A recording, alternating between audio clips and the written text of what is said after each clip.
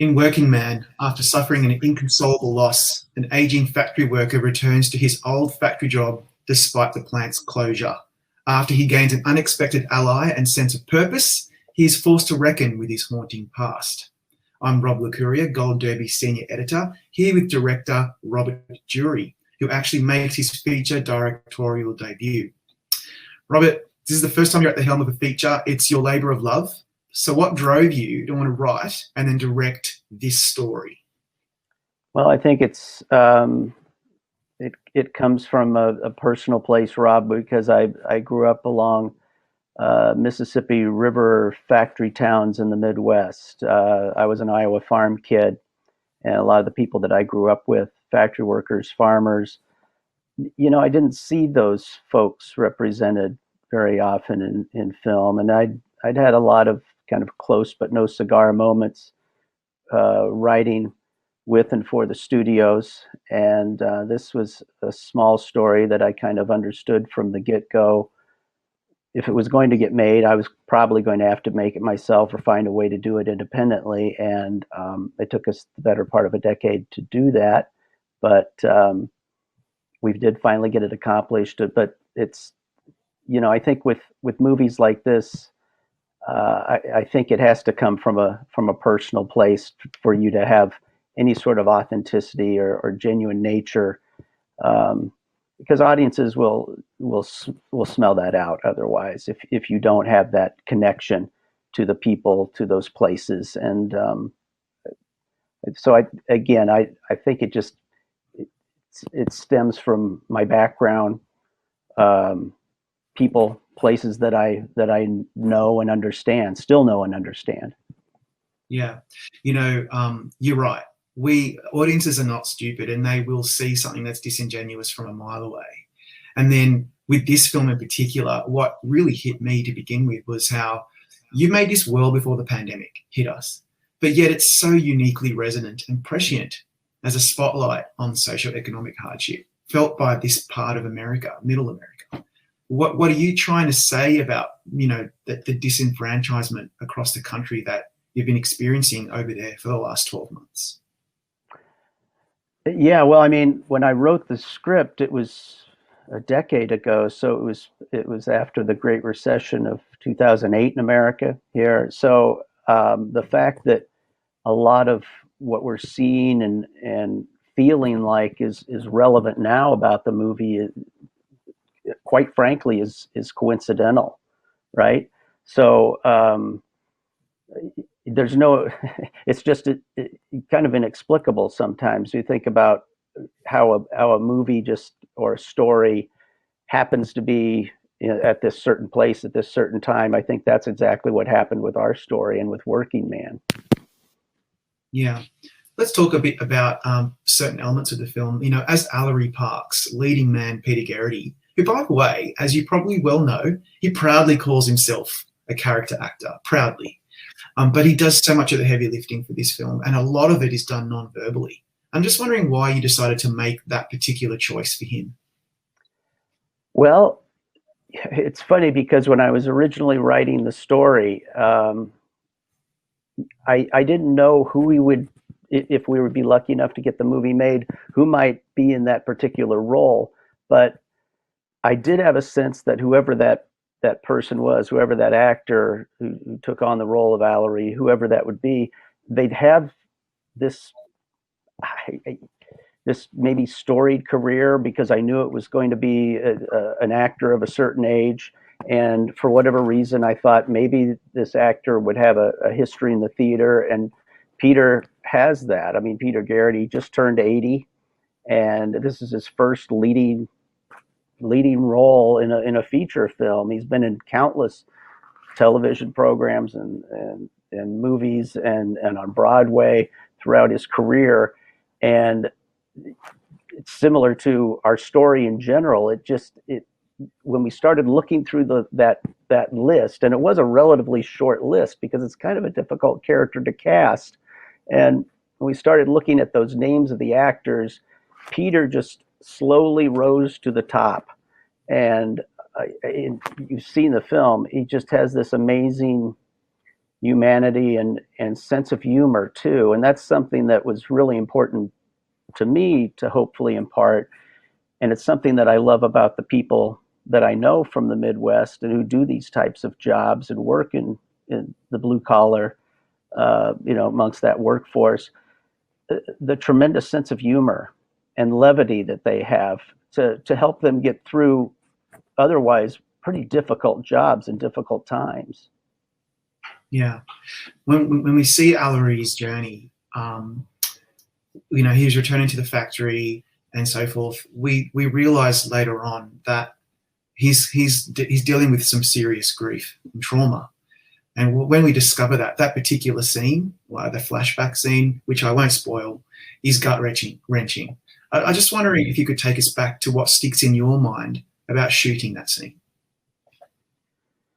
I think as a first-time director, you're reliant, quite honestly, an awful lot on the performances of your actors, and not only that, but your DP.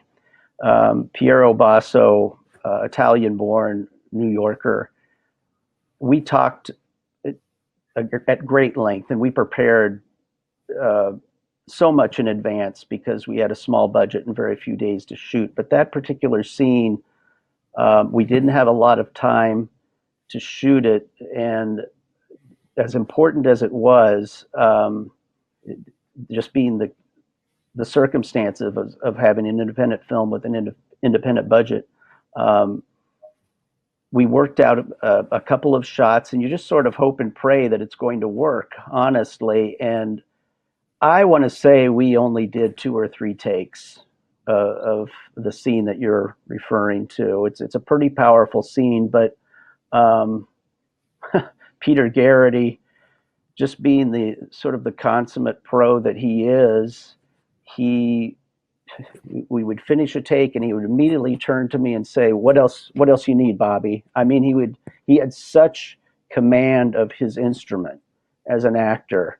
It was powerful to watch because I was moved every time I saw what we were capturing, because again, it related to very personal things in my life. A family member who I had lost in very similar circumstances. I don't think it's a spoiler to say that suicide is a theme of the film, and what Peter was able to do and what Piero was able to capture, it's what you hope for as a director and as a writer, that you're paired with, that people can actualize what you'd envisioned, or exceed that, right? That's it was such a strange combination of being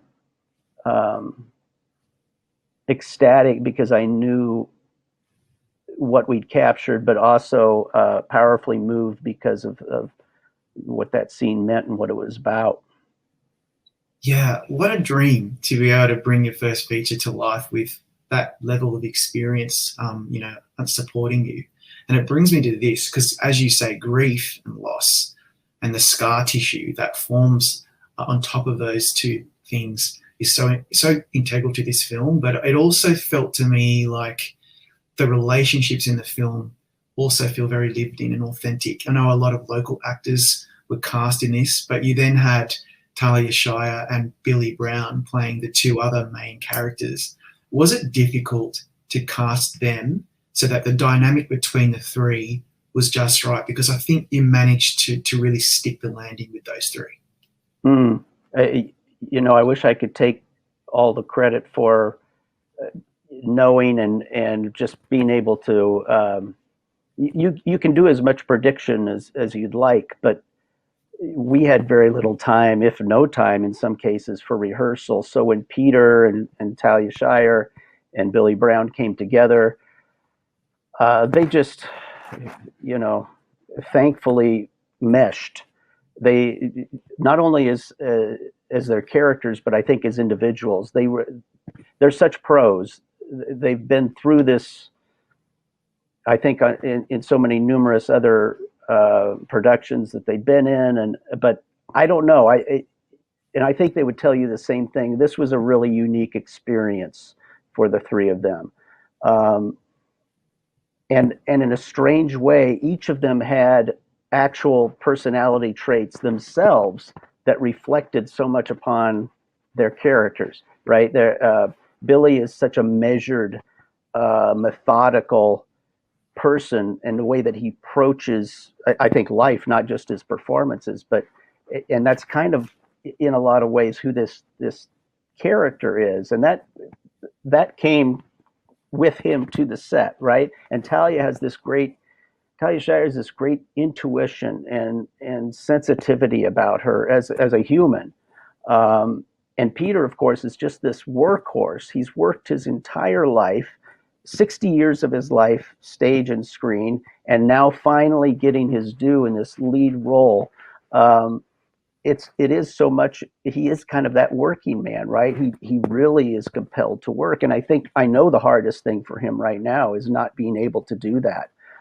He does, what we're doing right now, as many Zoom plays and things as he can, but he's such a performer and wants to be there working. And I really hope I hope it's just the next chapter for Peter Garrity, really. He deserves it. I agree. I hope so too.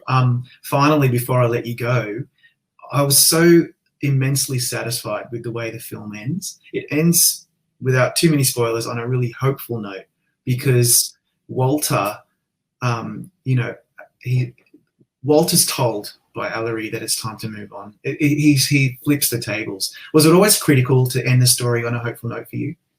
Was for me, and boy, isn't this timely now, right? I mean, we're as a certain, you're there in Australia, but we're in America. This is a time to turn the page, and despite all the loss, just the tragic loss that we've had with disease and with job loss and all those things that compound as a result. Having that hope, having that optimism, even in the worst of times and in places, sometimes I think we have to.